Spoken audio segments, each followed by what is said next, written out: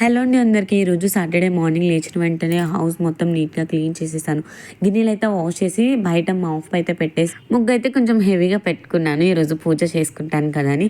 House అయితే నీట్గా క్లీన్గా ఉంది. ఇంకా పిల్లలు కూడా లేవలేదు. నిన్న సీతాఫలాలు అయితే క్లాత్ వేసి కప్పేశాను. అలా అయితే ముగ్గుతాయంట మమ్మీ చెప్పారు.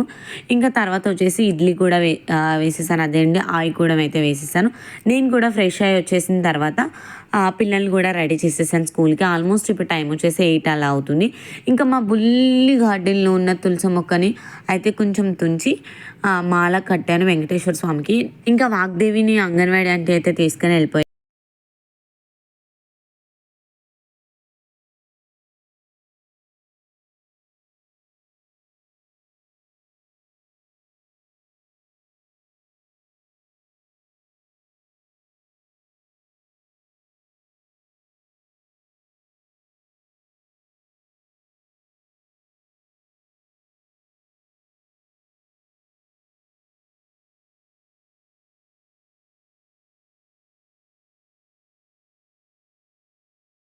మార్నింగ్ అయితే ఒక ట్రిప్ తోమిన తర్వాత ఇంకా టిఫిన్స్ అన్నీ అయిపోయిన తర్వాత ఇంకొక ట్రిప్ అయితే తోమాల్సి వస్తుంది. తర్వాత కుకింగ్ చేసిన తర్వాత ఇంకొక ట్రిప్ ఉంటుంది.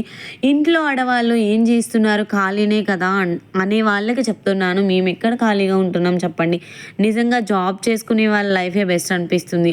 అట్లీస్ట్ వర్క్ ప్రెజర్ ఉంటుంది కానీ ఇంట్లో ప్రెజర్ ఉండదు కదా.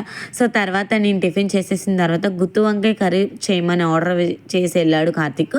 సో వాడి కోసం గుత్తి వంకాయ కర్రీ చేశాను. ఇంకా జుట్టు అయితే రెగ్యులర్గా అయితే నాకు ఊడిపోతూనే ఉంటుంది. ఏం వాడాలో కూడా అర్థం అవ్వట్లేదు. కొన్ని మందార పూలు, మెంతులు అండ్ అలానే కరివేపాకు వేసి నూనె కూడా కాచి అదే వాడుతున్నాను. రెగ్యులర్గా అయితే కాదు.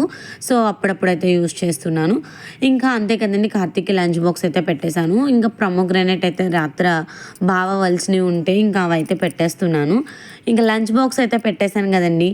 ఇక్కడితో వీడియో అయితే ఎండ్ చేసేద్దాం అనుకుంటున్నాను. తర్వాత వచ్చేసి నేను కూడా చిన్న పని ఉంది, బయటకు వెళ్ళే పని. సో అందుకని చెప్పేసి ఏ టైం అవుతుందో ఏమో అని చెప్పేసి నేను కూడా కొంచెం రైస్ అయితే తినేస్తున్నాను.